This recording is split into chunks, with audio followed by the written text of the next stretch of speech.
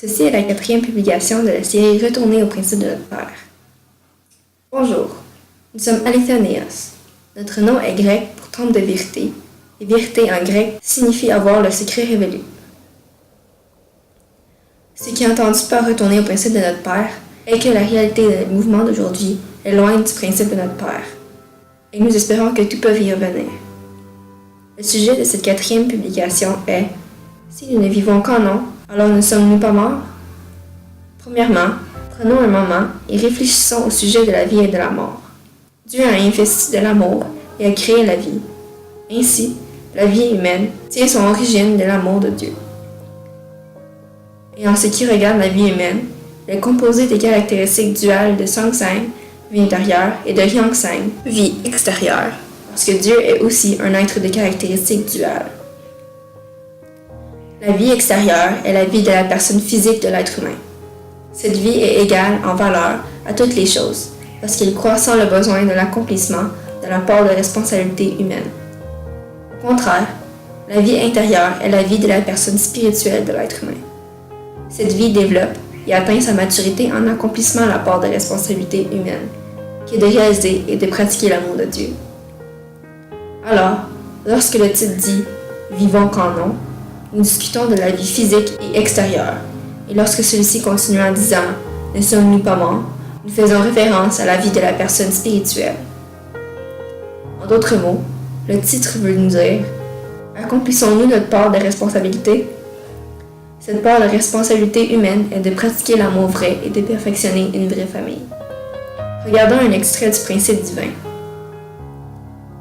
Nous savons que nous sommes passés de la mort à la vie, parce que nous aimons nos frères. Celui qui n'aime pas demeure dans la mort. L'amour désigne ici l'amour de Dieu. Une personne qui n'aime pas son prochain du même amour que Dieu est morte, même si elle demeure active et en vie sur la terre. Quel genre d'amour est l'amour vrai? Vrai Père l'a décrit ainsi. La nature originelle de l'amour vrai est un amour qui ne reçoit pas. C'est un genre d'amour qui donne aux autres, un genre d'amour qui vit pour le bien de l'autre. C'est un amour qui ne se souvient pas d'avoir donné, qui n'arrêtera pas de donner. Un amour qui prend de la joie à donner. C'est similaire à la façon dont une mère prend de la joie et à cœur d'amour à donner le lait maternel à son nouveau-né.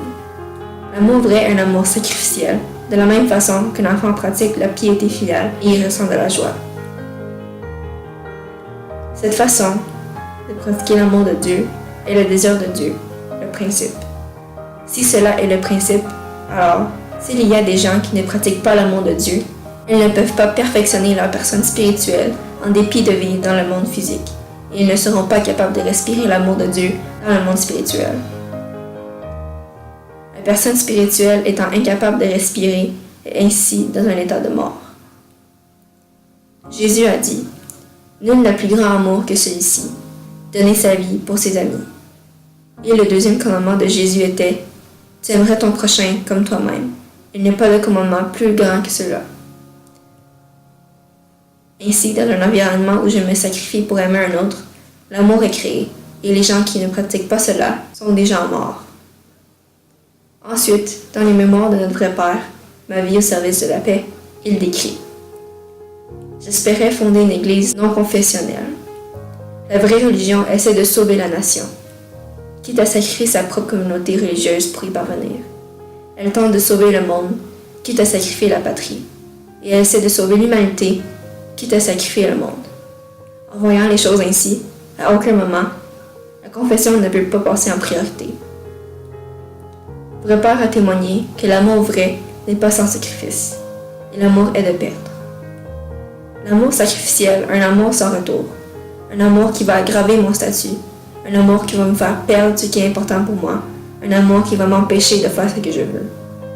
Même avec toutes ces pertes que je subis, manquant le bénéfice, l'amour sacrificiel va de l'avant, voulant une position de perte. La pensée des êtres humains déchus est de ne rien perdre, et ce genre de pensée est à 180 degrés différent de l'amour de Dieu. Ensuite, Vrai Père a dit lors d'un discours, « Sacrifier veut dire d'être une offrande sacrificielle. Une offrande peut lever sa tête pour la première fois lorsque Dieu accepte l'offrande avec joie et après que tous les gens ressentent de la joie. Parce que Jésus est venu comme une offrande sacrificielle, seulement après que Dieu et toute l'humanité ressentent de la joie, peut-il être joyeux. Être un sacrifice est ce qu'est une offrande sacrificielle, et une offrande sacrificielle n'a pas de voix. Cela veut dire que pour pratiquer à être dans une position sacrificielle, je dois m'abaisser afin d'être dans un état d'offrande sacrificielle. Si j'ai un regard condescendant envers les gens, je suis dans une position plus élevée, et ceci n'est pas le principe. Le principe est de servir avec assiduité à partir de la position la plus basse et d'investir de l'amour pour ouvrir un chemin vers la capitulation naturelle. La Bible mentionne aussi, c'est pourquoi quiconque se rendra humble comme ce petit enfant sera le plus grand dans le royaume des cieux. De plus, dans Matthieu 20-28, c'est ainsi que le Fils de l'homme est venu, non pour être servi, mais pour servir et donner sa vie comme la rançon de plusieurs. Le Messie est venu pour servir l'humanité déchue. Il ne se tient pas dans une position élevée. Les gens qui se placent au-dessus des autres seront placés au-dessous des autres. Le vrai Père est venu pour servir. Ne devrions-nous pas devenir des gens qui peuvent servir les autres même plus que le vrai Père? Le vrai Père a discuté dans ses mémoires. La vérité de l'univers est que nous devons se reconnaître et s'entraider. Les chats et les chiens ne s'entendent pas, mais si vous les élevez dans la même famille, ils embrassent mutuellement la progéniture de l'autre et son ami envers l'autre. Nous voyons la même chose dans les plantes. La vigne qui serpente vers le haut de l'arbre, dépendant du tronc pour support. L'arbre, cependant, ne dit pas « Hey, qu'est-ce que tu penses que tu fais, tu serpentant ainsi sur mon tronc ?» Le principe de l'univers est que tout le monde vive ensemble, pour le bien de chacun. Le monde naturel est un monde où les choses vivantes vivent pour le bien de l'autre et ne se plaignent pas. Pourquoi est-ce que c'est si difficile pour les êtres humains de faire la même chose? Lorsque les gens catégorisent un groupe comme une faction religieuse, créent des murs et ont un regard condescendant sur les gens, n'est-ce pas là toutes des violations de la loi du ciel et de la terre? Le vrai Père nous avertit que de telles personnes feront certainement face à la ruine. Un extrait de la brochure de Retourner au principe de notre Père résume le point principal de cette publication. Lorsque nous avons finalement compris l'amour et ardent du cœur de Dieu et choisi de marcher sur ce chemin, n'avons-nous pas promis en larmes que nous libérons Dieu en établissant le royaume des cieux sur la terre? N'avons-nous pas choisi de marcher sur ce chemin avec une sincérité que même si nous devrions nous sacrifier nous-mêmes, nous allions aimer nos voisins? Ne sommes-nous pas supposés ressembler au cœur d'offrande sacrificielle de vrai Père, un cœur qui était prêt à sacrifier l'Église d'unification afin d'aimer la nation et le monde? N'avons-nous pas juré d'accomplir le souhait de Dieu pour le salut de l'humanité?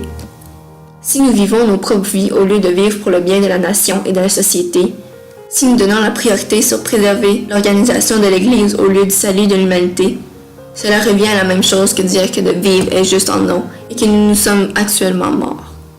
Ne serait-ce pas maintenant le temps de pratiquer l'amour vrai de vrai Père? Le chemin de l'unification peut être créé si nous pouvons nous sacrifier pour le bien de l'autre.